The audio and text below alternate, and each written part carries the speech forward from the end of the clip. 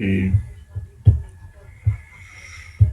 ल सुरु है so the process management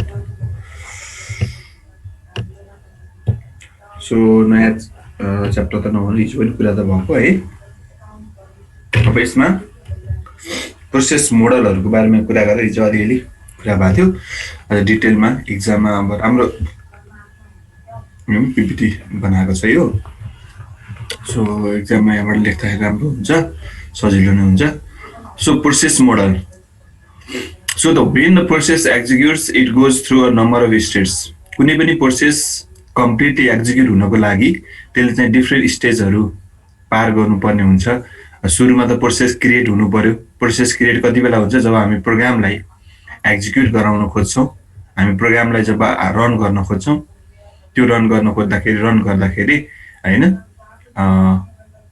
process create हुन्छ अपरेटिङ सिस्टमले अनि प्रोसेसलाई क्रिएट गरिदिन्छ होइन त्यो प्रोग्रामको प्रोसेस बनाइदिन्छ सो प्रोग्राम भनेको त एउटा हार्ड डिस्कमा बसेको होइन स्टोर भएको कुरा मात्र हो इन्स्ट्रक्सन सेटअप इन्स्ट्रक्सन फाइलहरू मात्र हो जब त्यसलाई हामी रन गर्छौँ अनि त्यो प्रोसेसको रूपमा त्यो चाहिँ प्रोसेसरमा जान्छ अनि प्रोसेसरमा गएर एक्जिक्युट हुन्छ र प्रोसेसरमा एक्जिक्युट हुँदा हुँदै उसको टाइम सकिन सक्छ किन भन्दा एज अ मल्टी प्रोग्रामिङ होइन हामी मल्टी प्रोग्रामिङ पढिरहेको छौँ multi programming operating system use गरिरहेको छौँ मतलब one operating system can run many program at once है at the same time so त्यो कुरा हो नि त सो त्यसैले त्यसको लागि चाहिँ हामी मल्टी प्रोग्रामिङ गर्नको लागि त प्रोसेस बिचमा के हुनु पर्यो कम्युनिकेसन हुनु पर्यो होइन एउटा प्रोसेसको टाइम सकेपछि अर्को प्रोसेसले पालो पाउनु पर्यो एउटा पुरै प्रोसेस रन नहुने बेलासम्म त्यसले चाहिँ प्रोसेसरलाई लिइरहन पाउने होइन सिपियु युज गरिरहन पाउने भन्ने त हुनु भएन सो P1 प्रोसेसरले थोरै काम गरेर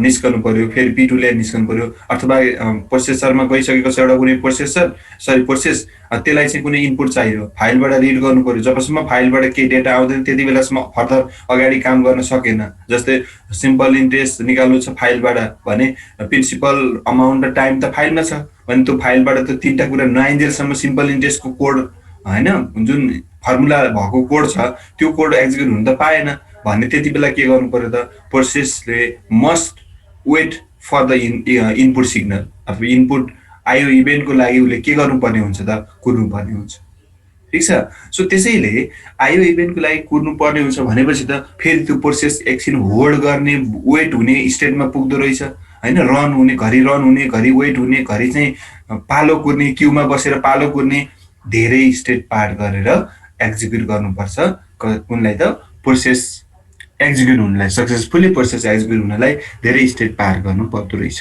भन्ने कुरो बुझ्यो अब त्यसपछि the current state of the process tell us about the current activity of the process the state of the process may change due to त्यही भनिहालेँ मैले होइन के कुराले प्रोसेसहरूको स्टेट चेन्ज हुन्छ त आइओ रिक्वेस्टको कारणले गर्दा इन्टरप्ट रुटिङ मतलब सेड्युलिङै त्यस्तै छ जस्तो हरेकलाई दुई मिनट टाइम दिएको छ हरेक प्रोसेसलाई भने त 2 मिनट टाइम सकेपछि त्यो प्रोसेस अटोमेटिक इन्टरप्ट रोकिनु पर्यो होइन रोकिएर फेरि वेटमा जानु पर्यो अथवा फेरि अर्को स्टेटमा जानु पर्यो होइन सो सिन्क्रोनाइजेसन अफ द प्रोसेस त्यति कुरा पनि हुन्छ एउटै रिसोर्सलाई 2-3वटा प्रोसेसले एकैचोटि युज गर्न खोज्यो भने त एकैचोटि मिल्दैन पालो युज गर्नु पर्यो एउटाले युज गर्ने ताखेरि अर्कोले त्यो युज नगर वेट गर भनेर भन्नुपर्ने हुन्छ होइन जस्तो 3वटा प्रोसेसले एकैचोटि सेयर गरेर एउटै भेरिएबल एउटै मेमोरीलाई युज गर्न खोजिरहेछ एड्रेसमा भएको भ्यालुलाई तान्न खोजिरहेछ भने त एकैचोटि 3टाले त तान्न त पाउनु भएन त्यसैले के हुनु पर्यो त भन्दाखेरि त्यति बेला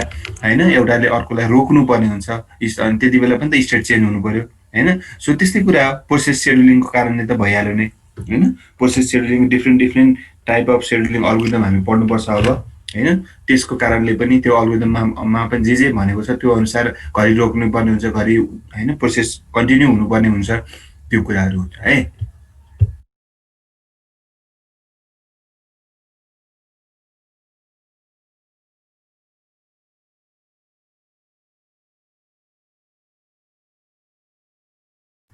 त्यस्तै अब हामी हिजो हेरेका थियौँ प्रोसेस मोडलहरू कति किसिमका छन् त हेर है त पहिलो छ 2 स्टेट प्रोसेस मोडल है 2 स्टेट प्रोसेस मोडल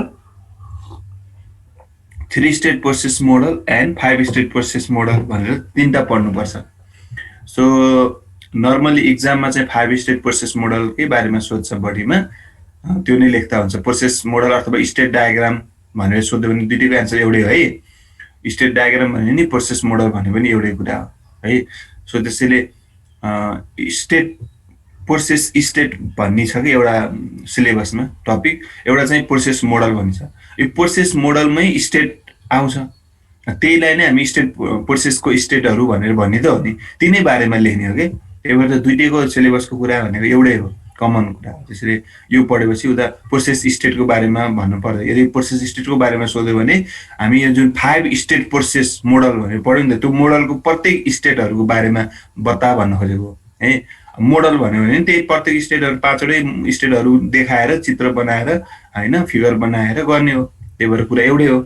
सो त्यसैले 2 स्टेट मोडलबाट सुरु गरौँ। 2 स्टेट प्रोसेस मोडलमा के हुन्छ, जम्मा 2वटा स्टेटहरू मात्र हुन्छ अभियसली।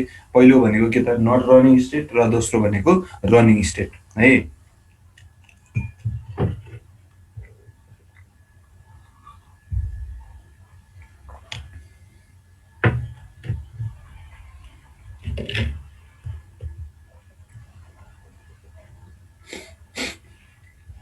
ओके,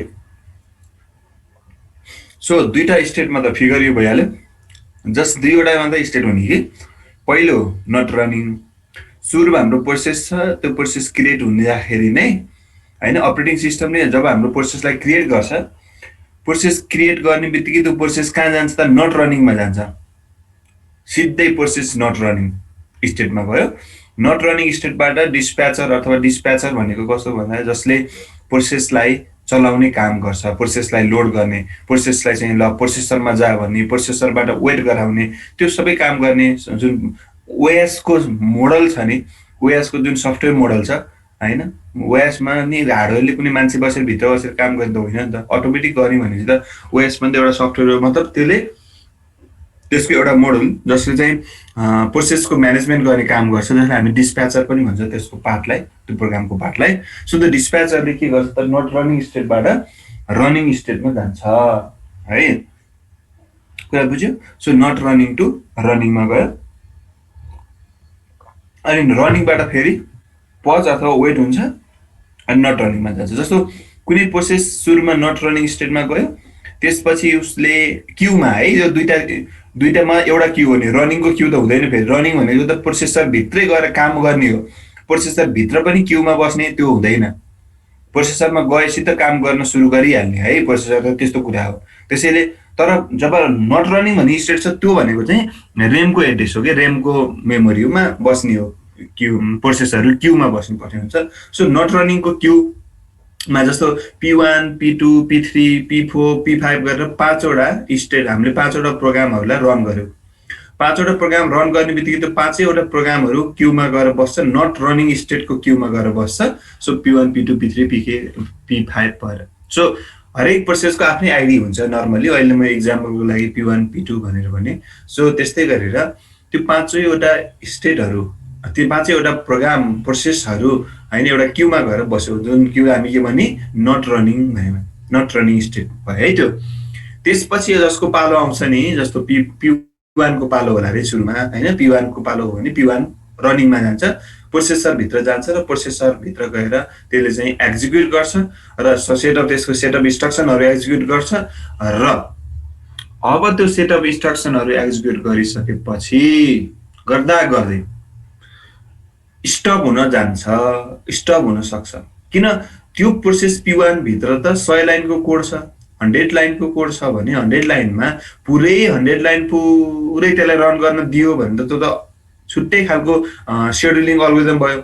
जुनले पहिलो पालो पाउँछ, जुन पहिला आउँछ प्रोसेस त्यसले पुरै कम्प्लिट गर्छ, त्यसपछि बल्ल त्यो त मल्टी प्रोग्रामिङको अलिकति मजा भएन नि होइन। मल्टी प्रोग्रामिङको जुन फ्लेभर छ अनि त्यो फ्लेभर त आएन नि त। मल्टी प्रोग्रामिङको फ्लेभर आउनलाई त के हुनु पर्यो त भन्दाखेरि सबै प्रोग्राम एकैचोटि रन भएको जस्तो फिल हुनु पर्यो नि त। हामीले यता होइन फोटोसप पनि ओपन गर्दा नि भइरहेछ, उता भिडियो पनि प्ले भइरहेछ, गीत सुनिरहेछौँ होइन, हरेक कुराहरू एकैचोटि भएको जस्तो भयो भने बल्ल के हुने हो त मल्टी प्रोग्रामिङ हो। अब एकैचोटि हुनलाई त मल्टिपल प्रोसेसर चाहियो। हाम्रो कम्प्युटर फेरि मल्टी प्रोसेसिङ हो त होइन फेरि एउटै प्रोसेसर हो, एउटै प्रोसेसरमा पनि पोसिबल छ मल्टी प्रोग्रामिङ। त्यही भनेर अपरेटिङ सिस्टम अहिले आइरहेको छ होइन, आजभोलि युज गरेको हाम्रो त्यही हो।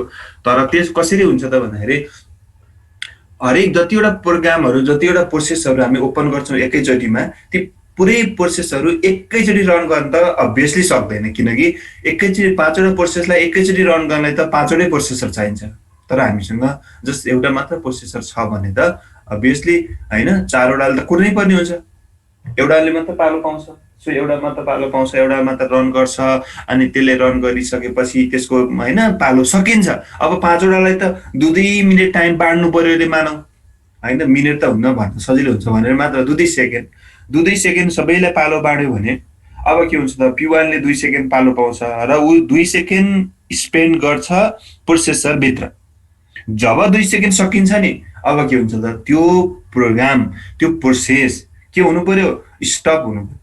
स्टप भएर कहाँ आउँछ त, नट रनिङमै फेरि क्यूमा आएर लास्टमा आएर बस्छ। अब दोस्रो नोट रनिङमा आउने बित्तिकै अब कसले पालो पाउँछ, P2 जान्छ, P2ले 2 सेकेन्ड काम गरेर फेरि त्यसको पछि P1 को पछि आएर बस्छ, नट रनिङमा आएर बस्छ। यो प्रक्रिया चलिरहन्छ। एउटा सिनारियो यो। अर्को सिनारियो भनेको जब P1 प्रोसेस होइन ले 2 सेकेन्ड टाइम पाएको थियो, 2 सेकेन्डमा उसले जति कोड रन गर्यो, जति आउटपुट निकाल्यो, त्यसपछि आएर फेरि क्यूमा आएर बस्नुपर्यो, नट रनिङमा आएर बस्छ। पज हुन्छ भने नट रनिङमा आउँछ है। सो त्यो मात्र होइन कि नट रनिङमा आउनको लागि दुईटा वे छ कि, एउटा त उसको टाइम सकिएर होइन, उसले जति काम गर्यो त्यति काम सकायो, आफ्नो टाइमभित्र त्यो टाइमै सकियो, टाइम अफ भयो भने त आउनै पर्यो नट रनिङ स्टेटमा। अर्को भनेको उसलाई चाहिँ केही रन गर्दै जाने क्रममा उसलाई चाहिँ इनपुट चाहियो। मानौ फाइलबाट चाहिँ तिमीले होइन कुनै फाइलबाट चाहिँ अब भनौँ न सिम्पल इन्ट्रेस्ट निकाल्ने प्रोग्राम छ अरे, त्यो सिम्पल इन्ट्रेस्ट निकाल्ने प्रोग्राम छ भने त्यो इनपुट निकाल्नको लागि त पहिला त पिटिआर चाहियो होइन, प्रिन्सिपल टाइम रेट चाहियो। त्यो प्रिन्सिपल टाइम रेट फाइलमा छ अरे भनौँ, किबोर्डबाट पनि होइन, अझ फाइलमा छ भने त अब त्यो फर्मुला लाउनुभन्दा अगाडि त्यो फर्मुलाको जुन कोड छ, पिटिआर अपन 100 लेखेको जुन फर्मुला छ होइन, जुन कोड छ, त्यो कोड एक्जिक्युट गर्नुभन्दा पहिला मेसिनले होइन, त्यो सिपियु के अरे अथवा प्रोसेसरले प्रिन्सिपल रेट र टाइमको लागि फाइलबाट त रिड गर्न पठाउनु पर्यो। पहिला फाइलबाट रिड गर्नु पर्यो। अब फाइलबाट रिड गर्नु फेरि छुट्टै प्रोसेस हो, सब प्रोसेस, जसलाई हामी चाइल्ड प्रोसेस पनि भनिदिन्छौँ होइन। अब के हुन्छ त, त्यति बेलासम्म त उसले अब अगाडि बढ्न पाएन नि त, टाइम त अझै बाँकी थियो, 2 सेकेन्ड बाँकी थियो। तर उसलाई चाहिने रिक्वायरमेन्ट, उसलाई चाहिने आइओ इनपुट, आइओ इभेन्टको कारणले गर्दाखेरि त्यो प्रोसेस टाइम हुँदाहुँदै पनि इन्टरप्ट भएर, टाइम हुँदाहुँदै पनि स्टप भएर, ब्लक भएर बाहिर निस्कनु पर्ने हुन्छ। जब बाहिर निस्केर आएपछि त्यो पनि कहाँ बस्छ, त्यस्तो खालका प्रोसेसहरू जसलाई जुन टाइम सकिएर होइन कि, जुन चाहिँ फेरि रन गर्न रेडी छन् मात्र होइन कि, जुन चाहिँ रन गर्न रेडी छैनन्। जस्तो जब इनपुटै छैन, पिटिआरै रिड गरेर भ्याइसकेको छैन भने त रन गर्न रेडी हो र त्यो प्रोसेस होइन नि त होइन। त्यसैले कुनै प्रोसेस, अनि त्यो प्रोसेस पनि के हुन्छ त, फर्केर आएर कहाँ बस्छ त, नट रनिङकै क्यूमा बस्छ। दुईटै नट रनिङको क्यूमा बस्छन्। एउटा पुरा प्रोग्राम गर्न पालो कुरेर बसेका होइन, अर्को चाहिँ उताबाट इनपुट सर्टेन केही कारणवश रोकिएर होइन, अगाडि फर्दर कन्टिन्यू गर्न नसकेर इनपुटको लागि चाहिँ फर्दर कन्टिन्यू चाहिँ त्यो रन गर्न नसकेर वेटमा आएर बसेका त्यस्ता प्रोग्राम पनि हुन्छ है। सो त्यसैले अब त्यसपछि जस्तो P1ले चाहिँ अब इनपुट कुरिरहेछ भने कहाँ बसेर कुरिरहेको हुन्छ त, नट रनिङ स्टेटमै आएर कुरिरहेको हुन्छ। अब मानौ त्यसरी घुम्दै गयो, फेरि काम गरेर P1 को पालो फेरि आयो। अब P1 को पालो फेरि आयो, तर P1ले इनपुट अझैसम्म पनि लिइसकेको छैन भने, इनपुट आइसकेको छैन P1 को लागि भने त रनिङमा गएर के काम भयो, फेरि फर्किहाल्नुपर्छ। त्यसैले यस्तो प्रोसेसलाई पठाउनु पर्यो कि जुन चाहिँ रन गर्नको लागि रेडी होस्, त्यस्तो प्रोसेसलाई पठाउनु पर्यो हुन्छ। नट रनिङबाट डिस्प्याचरले त्यस्तो प्रोसेसलाई मात्रै पठाउनु पर्ने हुन्छ। त्यो गर्नको लागि के हुने भयो त, ओभरहेड भयो कि भएन, सर्च गर्नु पर्यो होइन। हाम्रो त्यो पुरै जुन क्यू छ, नट रनिङको क्यू छ, त्यो नट रनिङको क्यू पुरै सर्च गर्नु पर्यो।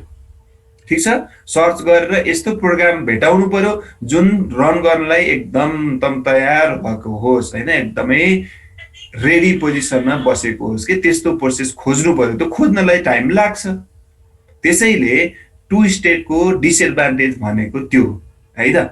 सो टु स्टेटको डिसएडभान्टेज त्यसलाई नै ओभरकम गर्न स्टेट डायग्राम आयो, 3 स्टेट मोडल आयो। त्यसमा चाहिँ के गरिदियो भन्दाखेरि जुन त्यो रेडी भएको जतिलाई एउटा ग्रुप बनाउने, एउटा स्टेट, र जुन वेटमा बसिरहेको छ नि इनपुट चाहिएर अथवा केही कारणवश होइन स्टप भएर जुन वेटमा ब्लक भएर सस्पेन्ड भएर बसेका जुन प्रोसेसहरू छन् तिनीहरूलाई राख्ने छुट्टै क्यु र रेडी भएकोलाई छुट्टै क्यु बनाइदियो। अब त के हुन्छ त, रेडी भएको सबै रनिङमा जान पाए, रनिङबाट केही कारणवश स्टप भएको छ भने त्यो वेटमा आएर बस्छ, होइन त्यस्तो इनपुट चाहिएर होइन कि टाइम सिद्धिएर हो भने त त्यो फेरि रेडीमा गएर बस्छ, अनि अर्को पालो कुद्नु पर्यो फेरि कन्टिन्यू।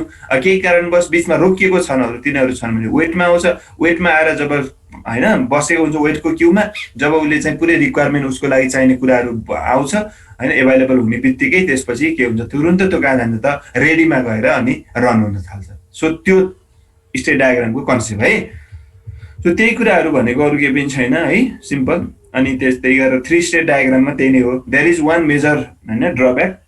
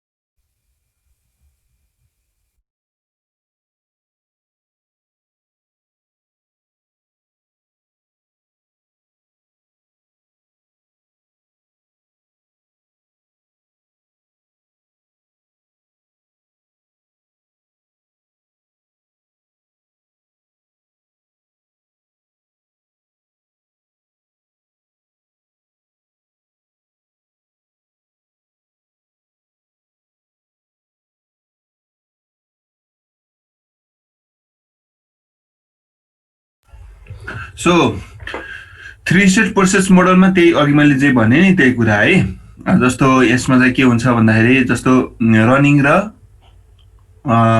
रेडी होइन, नट रनिङ र रेडी रनिङ स्टेट दुईटा मात्रै भयो भने के हुन्छ त होइन, आयो इनपुट आयो इभेन्टको लागि चाहिँ वेट गर्नुपर्ने प्रोसेसहरू पनि नट रनिङमै बस्छन् होइन। त्यस्तोले अब कम्प्लिटली फेरि त्यसले जे रिक्वायरमेन्ट जे कुराको लागि ऊ वेटमा थियो त्यो कुरा पुरा भएकै छैन भने त त्यसलाई फेरि रनिङमा लगेर प्रोसेसरमा लगेर त कामै छैन, फेरि फर्काइहाल्नुपर्छ। अनि त्यसैले यस्तो प्रोसेसलाई पठाउनुपर्छ जस चाहिँ प्रोसेसरमा गएपछि चाहिँ उसले कम्प्लिट गरोस्, केही काम त गरोस् होइन। त्यस्तो रेडी भएकोलाई पठाउनु पर्यो नि त होइन।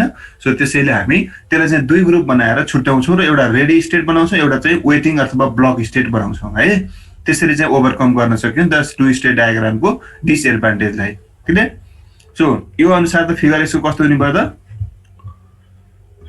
एउटा मोडल एउटा स्टेट चाहिँ थप्यो कि एक्स्ट्रा है 2 स्टेटमा वेटिङमा थप। सो त्यसैले रेडी छ कुनै प्रोग्राम रेडी छ, प्रोग्राम रेडी अथवा प्रोसेस रेडी भएको प्रोसेसहरू डिस्प्याचरले कहाँ लान्छ, रनिङ प्रोसेसरमा लान्छ, मतलब रनिङ स्टेटमा लान्छ। रनिङ स्टेटबाट फेरि इन्टरप्ट भएर रेडीमै आउँछ, फेरि लान्छ, फेरि रेडीमा आउँछ, फेरि रनिङमा रेडी रनिङ रेडी, यो चाहिँ लुप चलिरहन्छ हेर है। अब यसमा रनिङबाट इन्टरप्ट भएर यसमा आउनु भनेको के हो त भन्दाखेरि जस्तो इन्टरप्ट के कारणले हुनसक्छ, यो इन्टरप्ट चाहिँ के कारणले हुनसक्छ भन्दाखेरि के कारणले हुन्छ भन्दाखेरि जस्तो टाइम भनौँ न 2-2 सेकेन्ड टाइम पाएको छ भने त होइन, अब उसले 100 लाइनको कोड रन गर्नुपर्ने छ एउटा प्रोसेसर प्रोसेस P1 ले, P1 को 100 लाइन कन्टिन्यू रन हुन्छ, त्यसमा कुनै इनपुट सिनपुट केही चाहिँदैन भने त त्यो कन्टिन्यू रन गर्न सक्छ नि त। तर 10 लाइन रन गर्दा उसको टाइम सकियो भने त वेटमा जाने कुरो त हुँदैन फेरि। किन भन्दा वेटमा कुन बेलामा जान्छ भन्दाखेरि इभेन्ट वेट हो क्या यो भनेको सर्टेन केही उसले रन गर्न नसकेर निस्केको कुरा हो। त्यो चाहिँ एकदम क्लियर बुझ्नुपर्छ है। रन गर्दा गर्दै त्योभन्दा फर्दर कोड त्योभन्दा अगाडिको इन्स्ट्रक्सनलाई एक्जिक्युट गर्न नसक्ने होइन भएपछि बाहिर निस्किनु भनेको के हो? वेटिङ हो। रन गर्न सक्छ, रन गर्न सक्दा सक्दै पनि उसको टाइम सकिएर बाहिर निस्किनु भनेको इन्टरप्ट हो। त्यति बेला बाहिर निस्किनु भनेको त वेटमा किन जानु पर्यो? त्यति बेला त अझै फर्दर उसले कोड रन गर्न सक्छ कन्टिन्यू भने त फेरि रेडी हुन्छ नि त ऊ होइन। त्यसैले आफ्नो अर्को पालो कुरिने बेलसम्म रेडी स्टेटमा चाहिँ जानु पर्यो है त। बुझ्यो नि? त्यो कुरा भयो। अनि त्यसपछि रेडीबाट फेरि डिस्प्याचर भएर रनिङमा जान्छ, त्यो भइरहन्छ। बेला बेलामा कुनै समयमा इनपुटसँग आयो इभेन्टसँग रिक्वायर भयो अथवा आयो इभेन्टको काम केले गर्दाखेरि पुग्यो भने वेटिङ स्टेटमा जान्छ र वेटिङ स्टेटबाट अनि फेरि त्यो काम पुरा भइसकेपछि रेडी स्टेटमा जान्छ। ठिक छ? यो बुझ्यो है 3 स्टेट डायग्राम?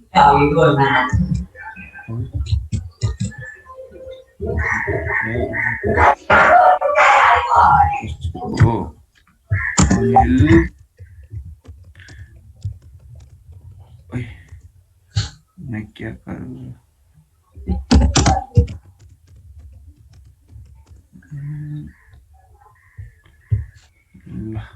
कति मजा आउँछ।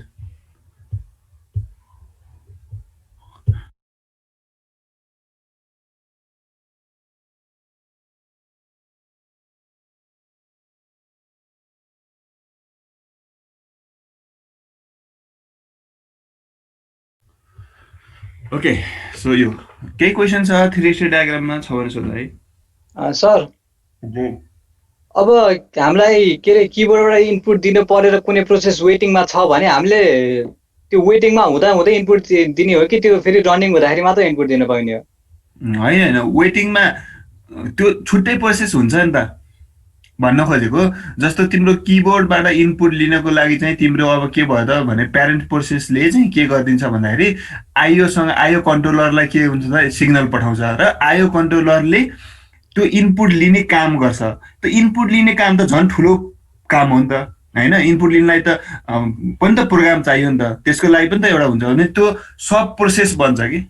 बुझ्यो नि? अनि त्यो सब प्रोसेस पनि फेरि यही क्यूमा आएर बस्छ। त्यो प्रोसेसले पनि आफ्नै पालो कुरेर कसरी होइन रनिङ के अरे के युज गर्नुपर्छ, उसलाई रिसोर्स के युज गर्नुपर्छ सबै युज गरेर प्रोसेस लिने हो। त्यो प्रोसेस कम्प्लिट भइसकेपछि आइओ कन्ट्रोलरमा आउटपुट जान्छ र आइओ कन्ट्रोलरले ओके मैले इनपुट लिएँ भनेर सिग्नल पठाइदिन्छ। अनि बल्ल के हुन्छ सिग्नल पाइसकेपछि वेटिङबाट अनि त्यो रेडीमा जान्छ कि त्यो प्रोसेस। बुझ्यौ? ए बुझ्यो है। मतलब इनपुट लिने प्रोसेस पनि इनपुट लिने काम पनि एज अ अर्को सब प्रोसेसको रूपमा चाइल्ड प्रोसेसको रूपमा क्रिएट भएर त्यो पनि हाम्रो यही प्रोग्राम प्रोसेसहरूमै मिसिएर अनि काम हुन्छ र काम भइसकेपछि अब बल्ल प्रिभियस जुन त्यसको चाइल्ड प्रोसेस सकिसकेपछि त्यसको प्यारेन्ट प्रोसेस जुन थियो त्यसले बल्ल अनि काम रेडीमा जान्छ र काम गर्छ है त यस्तो। ओके, सो त्यस्तो यो भयो। अब त्यसपछि कहिलेकाहीँ अब सुन्नु है त यसमा पनि फेरि 5 स्टेटमा चाहिँ के हुन्छ त भन्दाखेरि 5 स्टेटमा अब चेन्ज भएर 2टा स्टेट अझै थपिनु पर्यो। 5 स्टेटमा 2टा स्टेट थपिन्छ, न्यू भन्ने स्टेट र टर्मिनेटेड भन्ने स्टेट। अब यो 2टा स्टेटको काम के त? 2टा स्टेट किन चाहियो त भन्ने कुरा हुन्छ कि अब जुन जुन प्रोसेसहरू तिम्रो यसमा अरू त सेम हो, रनिङ सेम हो, वेटिङ सेम हो, ready position ready state same हो, सबै 3टै स्टेट चाहिँ सेम छ है। जसमा 2टा नयाँ स्टेट होइन सुरुमा न्यू र लास्टमा टर्मिनेट भन्ने 2टा चाहिँ थप्नु पर्यो। यस्तो फिगर हुन्छ। सो यो थप्दाखेरि यो थप्नुको कारण के हो भन्दाखेरि अब कुनै बेला के भइदिन्छ भन्दाखेरि हाम्रो रेम अथवा जसलाई हामी मेन मेमोरी भन्छौँ प्राइमेरी मेमोरी भन्छौँ त्यो मेन मेमोरीको एउटा सर्टेन लिमिट छ, थोरै मेमोरी नै हुन्छ होइन। ऱ्यामको हार्ड डिस्क भन्दा त थोरै हुन्छ। सो ऱ्याममा नगइकन डाइरेक्ट तिम्रो प्रोग्राम होइन प्रोसेसले एक्जिक्युट गर्न त सक्दैन, किनभने त्यस्तो आर्किटेक्चर बनाइसकेको छैन कि 2टै अपरेन्डहरूलाई डाइरेक्ट हार्ड डिस्कबाटै लिन मिल्ने चाहिँ बनाएको हुँदैन कि एटलिस्ट एउटा चाहिँ रजिस्टरमै हुनुपर्ने र एउटा चाहिँ मेमोरीमा, त्यो पनि मेन मेमोरीमा, फेरि हार्ड डिस्कमा त होइन। हार्ड डिस्कबाट लिएर काम गर्ने त अब त्यस्तो आर्किटेक्चर छँदै छैन, बुझ्यो नि। त्यसैले हाम्रो जुन डेटाहरू छ, इन्स्ट्रक्सनहरू छ, जे जति लिने त्यो हाम्रो ऱ्यामसँग मात्र कनेक्टेड छ। मतलब प्रोसेसरको तार लगेर ऱ्याममा मात्रै जोड्या भने बुझ न, त्यसरी बुझ्दा पनि हुन्छ है। मतलब त्यो लजिकल गेट्सहरू जे छन्, जुन करेन्ट फ्लो हुने होइन, भित्रको आर्किटेक्चर छ, हार्डवेयर पार्टको कुरा भयो, त्यो चाहिँ ऱ्यामसँग मात्र कनेक्टेड छ के। सो ऱ्याम इज होइन एकदमै फास्ट मेमोरी हो, भोलाटाइल मेमोरी हो, त्यो थाहा छँदैछ। सो त्यसैले त्यहाँ गएर बसेर अनि बल्ल प्रोसेसरले काम गर्ने हो भने अब एकैचोटि तिमीले 10वटा 20वटा प्रोग्रामहरूलाई एकैचोटि ओपन गरिदियो, रन गरिदियो भने त अब त्यो सबै ऱ्याममा गएर लोड हुन्छ। ऱ्याममा गएर लोड भयो भने त मतलब 20वटासम्म त ल ऱ्यामले धान्यो, ऱ्याम अट्यो। तर 21औँ प्रोग्राम ओपन गर्यो भने त त्यो त अब अट्दैन, ठाउँ हुँदैन। अब त्यो ठाउँ छैन भने त होइन, मतलब अपरेटिङ सिस्टमले प्रोसेस त्यसलाई क्रिएटै गर्नु भएन, लिमिट एक्सिड भन्नु पऱ्यो कि त प्रोसेस अहिले होइन बिजी छ, अरू प्रोसेस छ भन्ने म्यासेज आउनु पऱ्यो। त्यो नहोस् भनेर हामी के गरिदिन सक्छौँ भन्दाखेरि प्रोसेसरले जुन प्रोसेस बनाउने पनि त एउटा प्रोसिड्योर हो नि त होइन। जुन प्रोग्रामलाई जब मैले ओपन भन्छु, ओपन भन्ने बित्तिकै अब अपरेटिङ सिस्टमले त्यसलाई चाहिँ के गर्छ त प्रोसेसको रूपमा बदल्नु पर्ने हुन्छ। त्यो प्रोसेसको रूपमा बनाउनु पर्छ, त्यसलाई प्रोसेस आइडी दिनुपर्छ, प्रोसेसको चाहिँ कुन चाहिँ स्टेटमा होइन कुन मोडमा छ त्यो असाइन गर्नुपर्छ। अनि त्यसको चाहिँ प्रोग्राम काउन्टर, त्यो प्रोसेस कहाँबाट स्टार्ट हुन, रन हुन कहाँबाट सुरु गर्ने, त कुन एड्रेसको भ्यालु लिँदाखेरिदेखि कुन एड्रेससम्मको भ्यालु चाहिँ भनौँ न कोडहरू चाहिँ त्यो प्रोसेस हो, सबै इन्फर्मेसनहरूको एउटा ब्लक बनाउँछ, जसलाई हामी के भन्छौँ त प्रोसेस ब्लक भनेर भन्छौँ है। बुझ्यो नि, प्रोसेस कन्ट्रोल ब्लक भन्ने भन्छ, प्रोसेस कन्ट्रोल ब्लक अथवा प्रोग्राम कन्ट्रोल ब्लक भनेर भन्छौँ। सो त्यो प्रोसेस कन्ट्रोल ब्लक बनाउनु पर्ने हुन्छ, कसले?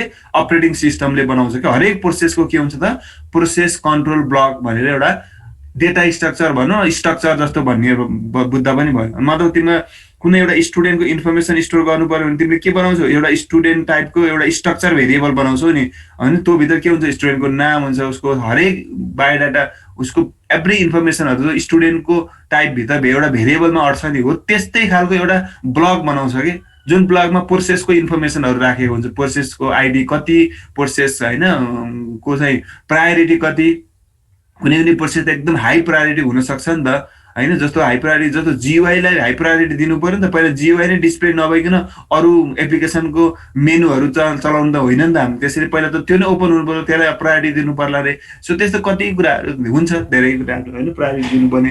सो त्यसैले त्यो प्रायोरिटी मेन्टेन गर्ने हरेक कुराहरू, इन्फर्मेसनहरू स्टोर गरेर एउटै ब्लकमा राखेको हुन्छ। द्याट इज प्रोसेस कन्ट्रोल अथवा प्रोग्राम कन्ट्रोल ब्लक भनेर भन्छौँ, पिसिबी भनेर भन्छौँ, कहिलेकाहीँ सर्ट क्वेसनमा सोध्न सक्छ। सो त्यसरी त्यो ब्लक बनाउनेदेखि लिएर हरेक कामहरू, कति धेरै कामहरू हुन्छ कि अपरेटिङ सिस्टमको, बुझ्यो है। प्रोसेस क्रिएट गर्ने बेलामा हो त्यो क्रिएट चाहिँ गर्दै गर्ने कि। यदि ऱ्याम फुल छ भने पनि प्रोसेस चाहिँ क्रिएट गर्दै गरी एउटा छुट्टै एउटा स्टेट बनाइदिउँ कि जसले डाइरेक्ट गएर ऱ्याममै बस्न नपर्ने कि प्रोसेस क्रिएट गरेर हार्ड डिस्कमै पनि बस्न पाइने खालको भन्ने एउटा बनाइदिउँ भने त्यति बेला के हुन्छ त भन्दाखेरि हार्ड डिस्कमै प्रोसेस क्रिएट भएर बसेको हुन्छ। अनि जब तिम्रो चाहिँ ऱ्याम खाली हुन्छ, ऱ्याम खाली भएपछि मात्र बल्ल त्यो प्रोसेस चाहिँ कहाँ गएर बस्छ त? ऱ्याममा गएर बस्छ। तर ऱ्यामको एउटा टेबल हुन्छ, प्रोसेसको टेबल होइन, प्रोसेस कुन कुन प्रोसेस छन् भनेर जुन टेबल हुन्छ, प्रोसेस टेबल भनेर भन्छ त्यसलाई। त्यो टेबलमा चाहिँ कुन प्रोसेस क्रिएट भइसक्यो भन्ने चाहिँ इन्फर्मेसन चाहिँ राख्नुपर्छ। नत्र होइन भने त फेरि जब ऱ्याम खाली हुन्छ, खाली हुने बित्तिकै त्यो प्रोसेस होइन ल्याउनको लागि त कुन प्रोसेस ल्याउने हो होइन, कुन पहिला प्रोसेस बनाएको थियो, त्यो हरेक कुराहरू त इन्फर्मेसन हुनु पर्यो नि त। त्यही भएर जस्ट ऱ्याममा चाहिँ प्रोसेस चाहिँ आएर त बस्दैन, लोड हुँदैन कि मेन मेमोरीमा। जस्ट त्यो प्रोसेसको इन्फर्मेसनको जुन त्यो ब्लक थियो नि, त्यो ब्लकको कुराहरू मात्रै आएर प्रोसेस टेबलमा आएर बस्छ। प्रोसेस टेबलमा चाहिँ त्यो ब्लकको पुरै ब्लक स्टोर भएर बस्छ भनौँ न। सो त्यसैले प्रोसेस टेबल भनेको प्रोसेस कन्ट्रोल ब्लकको एउटा बस्ने एरे हो कि। त्यसरी बुझ न, वान डाइमेन्सनको एरे होइन, जसमा चाहिँ के हुन्छ त एरे नै भनौँ होइन, 2 डाइमेन्सन हुन सक्छ किनभने प्रोसेस आइडी पनि राख्न सक्छौँ।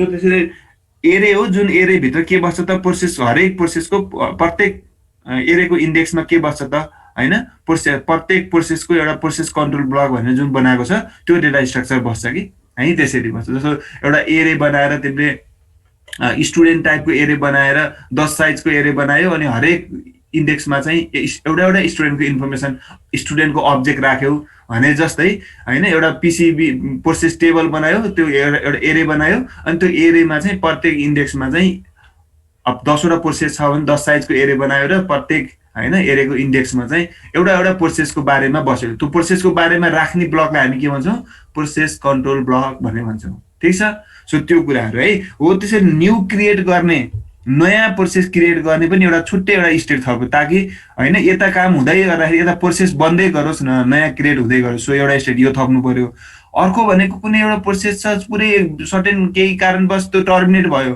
स्टप भयो भने त्यसलाई फाल्नु त पर्यो नि त त्यो होइन पुरै क्यूबाट फाल्नु पर्यो होइन प्रोसेस टेबलबाट फाल्नु पर्यो सबै क्लियर गर्नु पर्यो नि त त्यो क्लियर गर्नको लागि छुट्टै एउटा फेरि टर्मिनेटेड अथवा एक्जिट भन्ने एउटा चाहिँ स्टेट फेरि छुट्टै थप्यो जुन चाहिँ के हो त होइन 2-3 स्टेटमा पनि हुन्छ त्यसमा त के हो त त्यसमा एक्जिट भन्ने टर्मिनेटेड भन्ने हुँदैन कि त्यसमा त के हुन्छ जब पुरै काम सकिसकेपछि होइन सेफली के हुन्छ त त्यो एक्जिक्युट हुन्छ मतलब के अरे एक्जिट हुन्छ मतलब सकिन्छ स्टप हुन्छ त्यो बाहिर निस्किन्छ सिधो होइन त्यसको लागि छुट्टै स्टेट बनाएको छैन तर यहाँ चाहिँ छुट्टै स्टेट बनाइदिइसकेपछि के हुन्छ कुनै त्यहाँ होल्ड भएर अथवा कुनै सर्टन काही कारणवश स्टप भएर बसिरहेको छ भने त्यसलाई क्लियर गर्छ नि त जब त्यसलाई क्लियर गर्न पाएन भने त फेरि अरू प्रोसेसहरू रन हुन पाउँदैन नि त जस्ट रिजर्भ मात्रै गरिदिन्छ मेमोरी रिसोर्स मात्र अकुपाई गरिदिरहेको हुन्छ सो त्यसैले टर्मिनेटेड भन्ने र न्यू दुईटा स्टेट थपेर 5वटा स्टेटको ब्लक बनाइदियो है त जसलाई हामी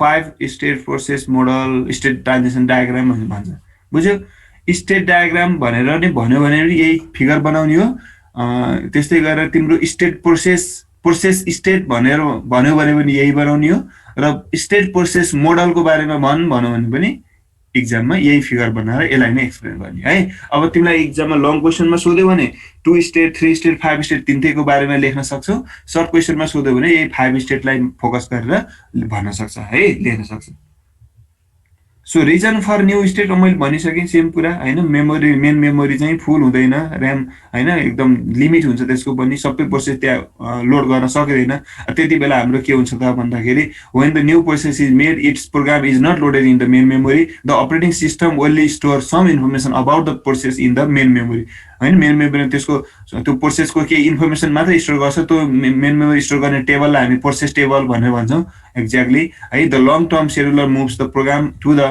main memory when sufficient space is available simple है लङ टर्म सेड्युलर भनेको चाहिँ प्रोसेस त पुरै प्रोसेस क्रिएट गर्दै राख्दै गर्ने कि भनेको लङ टर्म सेड्युलर त्यसको पालो कतिखेर आउँछ थाहा छैन होइन एक्ज्याक्टली भन्न सकिँदैन पालो कति बेला आउँछ त जब चाहिँ ऱ्याममा चाहिँ सफिसियन्ट स्पेस हुन्छ त्यति बेला बल्ल त्यो प्रोसेसको के हुन्छ पालो आउँछ त्यो प्रोसेसलाई बल्ल के गर्छ लोड गर्छ ताकि एकैचोटि जुन जुन प्रोसेस छन् त्यो सबै भइरहेको प्रोसेसलाई एकैचोटि लोड नगर्ने होइन ऱ्याममा अट्दैन नि त सो त्यसैले चाहिँ हार्ड डिस्कमै एउटा तयार मात्रै पारेर राख्ने जस्तो प्रोसेस पिसिबी भनौँ न प्रोसेस कन्ट्रोल ब्लक मात्र तयार पारेर राख्ने र त्यसको इन्फर्मेसन ऱ्याममा राख्दै गर्ने र पछि उसलाई चाहिएपछि होइन जब स्पेस खाली भएपछि अनि ल्याएर लोड गर्ने त्यो कामको लागि हामी एउटा नयाँ एउटा स्टेट थप्यौँ जुन स्टेटलाई हामी के भन्छौँ त न्यू स्टेट भन्यौँ त्यस्तै गरेर टर्मिनेसनको लागि पनि सेम त्यही कुरा होइन प्यारेन्ट्स अब कुनै चाइल्ड हल्ट भइसक्यो चाइल्ड प्रोसेस अथवा चाइल्ड प्रोसेस चाहिँ एक्जिट भइसक्यो भने अब त्यसको प्यारेन्ट प्रोसेसले कुरिरहने भयो भने त द्याउ हुन्छ अनि त्यो इन्फर्मेसन हुनुपर्ने हुन्छ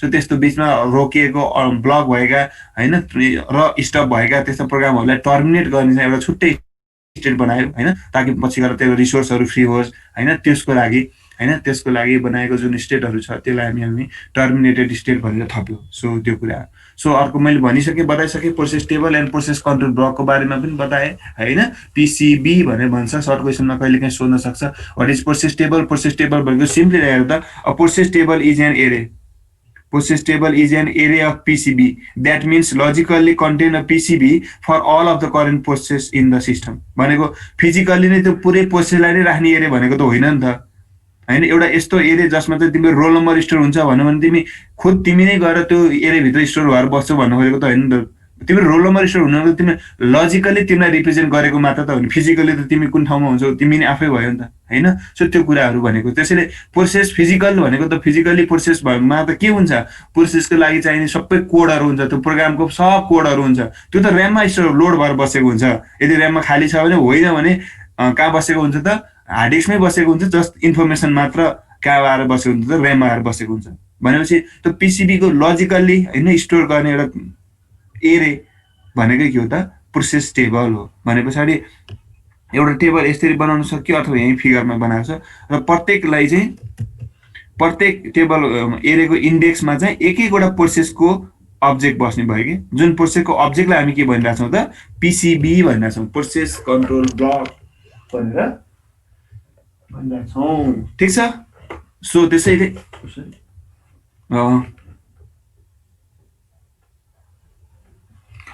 त्यसैले to identify the process it assign a process identification number. So process control ब्लकमा चाहिँ के हुन्छ भन्ने कुराको बारेमा भन्न खोजेको।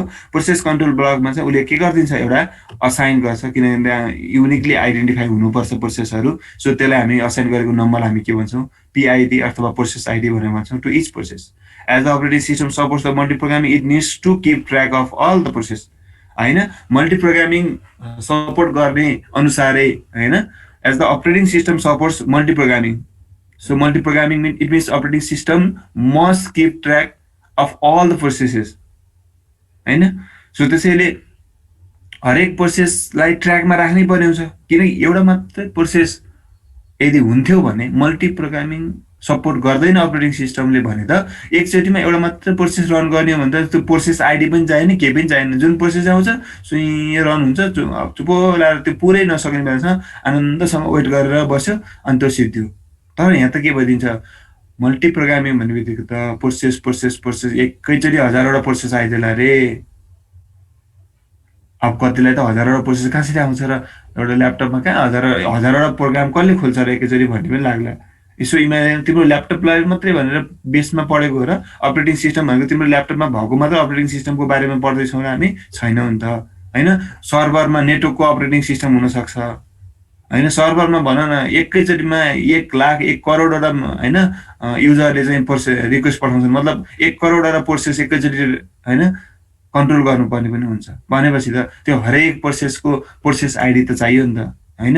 कुन प्रोसेसलाई निकाल्ने, कुन प्रोसेसलाई लोड गर्ने, कुन प्रोसेस पछि कसको पालो सबै जान्नको लागि त प्रोसेस आइडी त चाहियो नै। सो प्रोसेस आइडी स्टोर गर्छ, त्यस्तै गरेर प्रोसेस ट्र्याक होइन त्यही प्रोसेस कन्ट्रोल ब्लकमा त्यो कुराहरू स्टोर गरेको हुन्छ र जसबाट नै हामी के गर्छ त प्रोसेसको एक्जिक्युसन स्ट्याटसहरू थाहा पाउँछौँ होइन।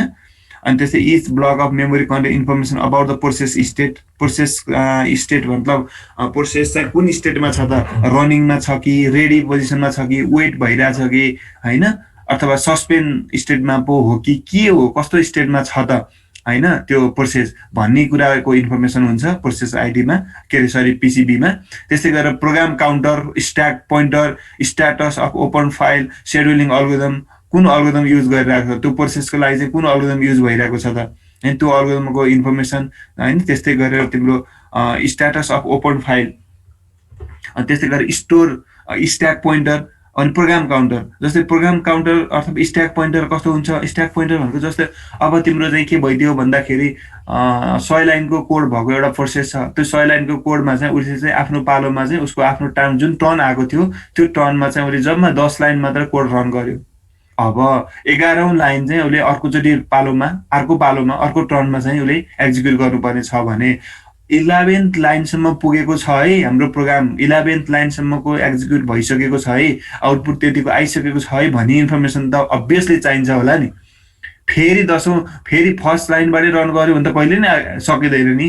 त्यसैले त्यो पनि त एउटा ट्र्याक राख्नु पर्यो, त्यसको लागि पनि त पोइन्टर होइन स्ट्याक पोइन्टर युज गर्नु पर्यो। अथवा कुन त्यो प्रोसेसभित्र पनि कुन एड्रेसबाट कुन एड्रेससम्मको डेटा लग्यो, त्यसपछि चाहिँ अब कुन इन्स्ट्रक्सन तान्ने त, कुन एड्रेसदेखि कुन इन्स्ट्रक्सनसम्मको तान्ने, त्यो एड्रेसहरूलाई स्टोर गर्ने, त्यो एड्रेसहरूलाई बढाउँदै गएर त्यसरी चाहिँ काम गर्दै जानको लागि एउटा छुट्टै भेरिएबल हुन्छ जसलाई हामी प्रोग्राम काउन्टर भनेर भन्छौँ।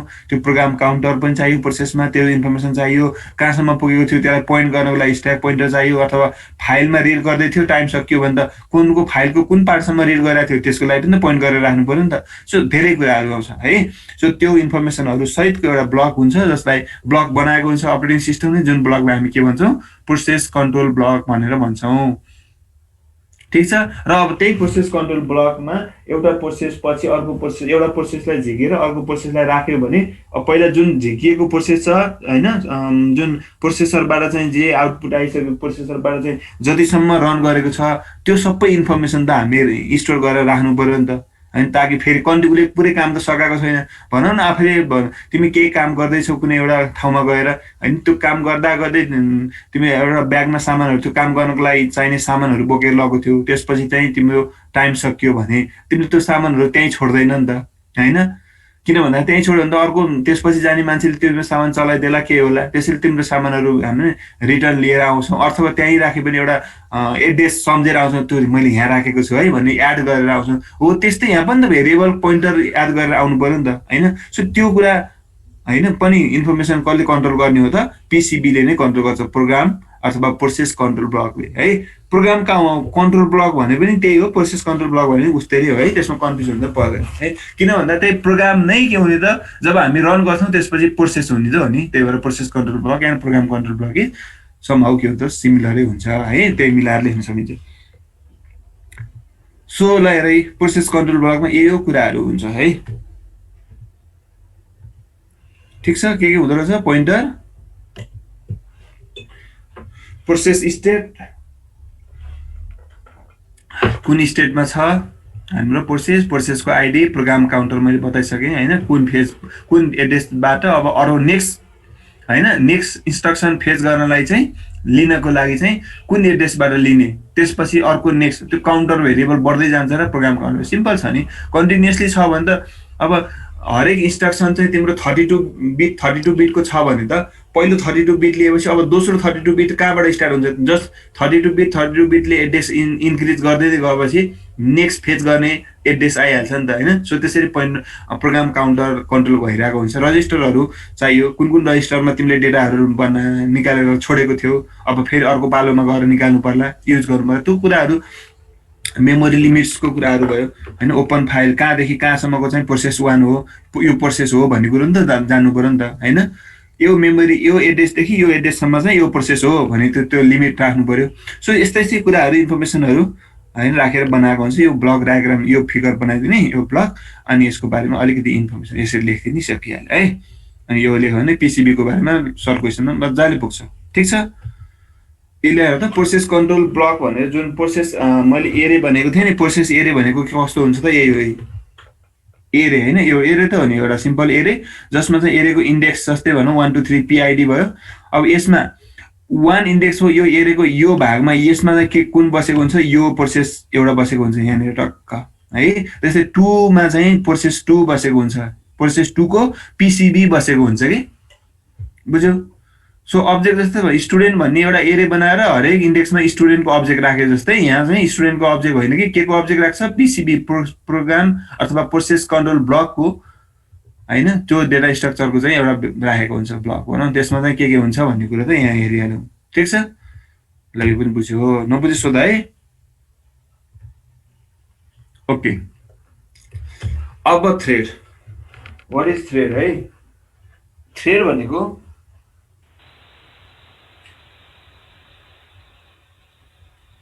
This class will end in 10 minutes. This class will end in 10 minutes.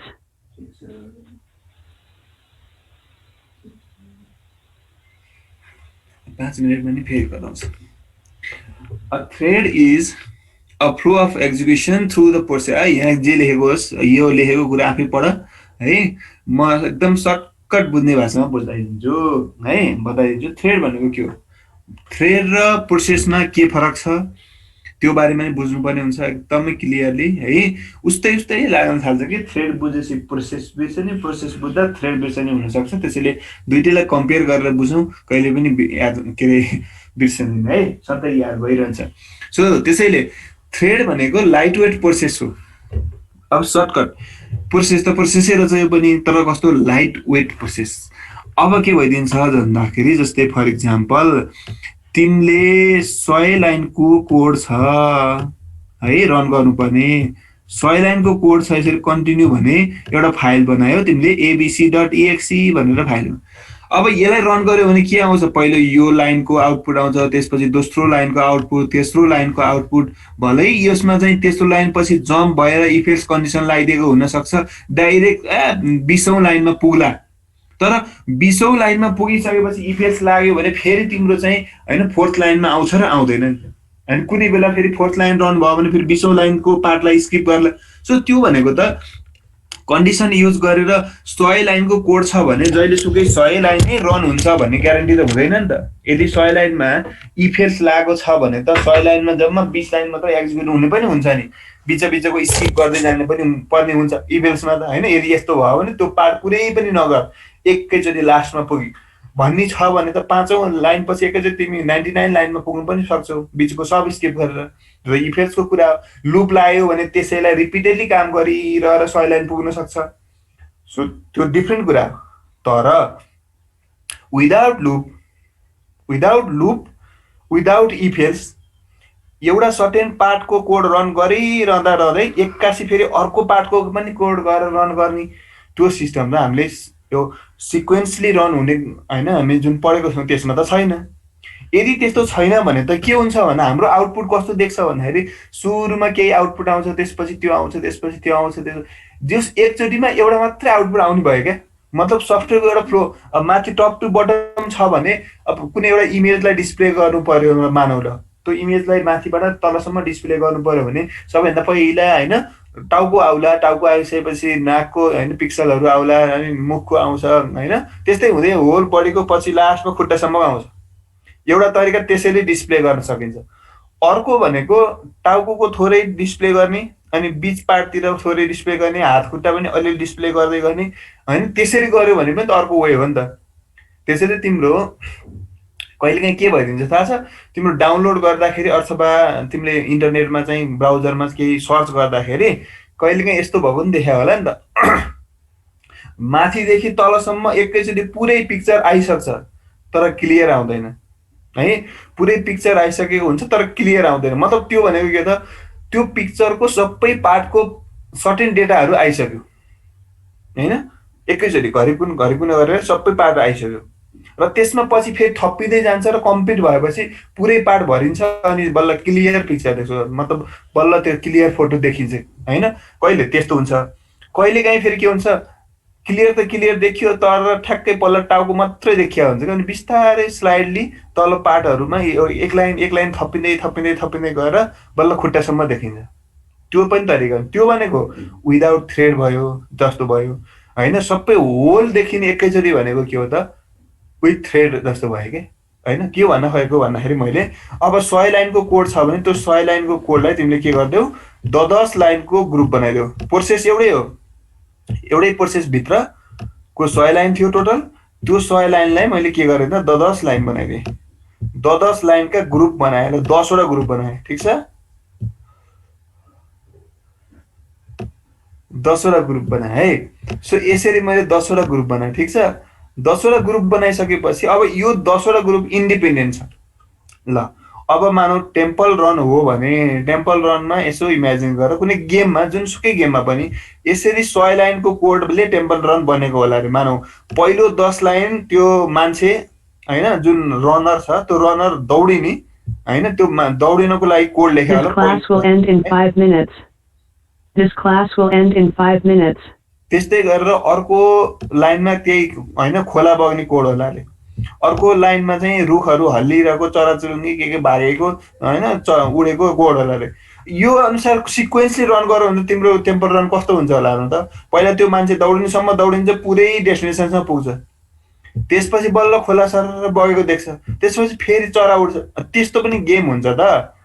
त्यस्तो त गेम हुँदैन। त्यसैले के गर्नु पर्यो भन्दाखेरि मान्छे दौडिने कोड पनि थोरै रन हुनु पर्यो, खोल त्यति नै बेला फेरि तुरुन्तै खोला बग्ने पनि हुनु पर्यो, पछाडि दौडाउने कोड रन हुनु पर्यो होइन। सबै कोड सबै पार्टहरू के हुनु पर्यो, सबै पार्टबाट यो 10वटै पार्टहरूमा 10वटा ग्रुप बनाएको थिएँ, प्रत्येक ग्रुपबाट थोरै सबै कोड रन हुनु पर्यो है। त्यस्तो भएर नै बल्ल के हुन्छ त हाम्रो एकदमै एप्लिकेसन गेमहरू एट्र्याक्टिभ हुन्छ नि त। रियल सिनारियो जस्तो लाग्छ क्या हामीलाई है। हामी हिँडिरहेको पनि छ, माथि आकाशमा प्लेन पनि उडिरहेको देख्छ नि त एकैचोटि गेममा होइन हो त्यो भनेको कसरी पोसिबल भयो त भन्दाखेरि हामी हिँडिरहेको कोड थोरै 2 लाइन रन भयो अनि माथि प्लेन हिँड्ने पनि कोड 2 लाइन रन भयो भने मात्र हुन्छ। यदि हामी हिँड्ने पछि लगेर त्यो गऱ्यो भने त हामी हिँडिसकेपछि बल्ल प्लेन पहिलो मुभ गर्छ नि त है। त्यसैले हाम्रो हरेक एप्लिकेसनमा आजभोलि के भएको छ त यसरी होल प्रोसेसलाई पनि भित्र सब ग्रुप बनाएर प्रत्येक ग्रुपलाई चाहिँ एज अ एउटा के भन्छ त थ्रेड भन्छ। अब यिनै 10वटा कुरालाई 10वटा ग्रुपलाई हामी के भन्छ थ्रेड भन्छ। प्रोसेस एउटै हो same process but separate path of execution is a thread. बुझ्यो नि विदिन अ सेम प्रोसेस एउटै प्रोसेस भित्र 100 लाइनको कोड छ तर त्यो 100 लाइनको कोडमा के गर्यो त भन्दाखेरि डिफ्रेन्ट पाथ अफ एक्जिक्युसन गराइदियो कि डिफ्रेन्ट एक्जिक्युसनको पाथ होइन। यताको यो ब्लक यहाँसम्म रन भयो यो ब्लक यहाँसम्म पुगेको छ यो ब्लक यहाँ त कन्टिन्युअस एउटै पाथ हुन्छ होइन नर्मलमा। सो यसमा चाहिँ यो भन्छ so these blocks are called thread. यसलाई एउटा थ्रेड भन्छ यसलाई एउटा थ्रेड भन्छ यसलाई एउटा थ्रेड भन्छ। अब मैले यो प्रोसेस पुरै प्रोसेसलाई नै किल गरिदिएँ स्टप गरिदिएँ भने त यो भित्रको थ्रेड सबै मरिहाल्ने भयो। तर यो थ्रेडले काम सक्या यो थ्रेड काम सकिसकेपछि यो रन हुँदै गर्न पनि सक्छ होइन। सो त्यस्तो है त भोलि कन्टिन्यू कुरा गरौँ है त अब क्लासमा ठिक छ। एटेन्डेन्स पनि हेर्नु पर्यो नि ल एटेन्डेन्स गरौँ एकचोटि अनि सर यो स्लाइडहरु पठाइदिनु न। ओके म केमा पठाइदिनु यहीँ हाल्न मिल्छ है? हजुर मिल्छ। ओके ओके ल ल ल एटेन्डेन्स कम्प्लिट त छैन जति पढाएको छ त्यति मात्रै हालिदिँदै गर्छ है। हस्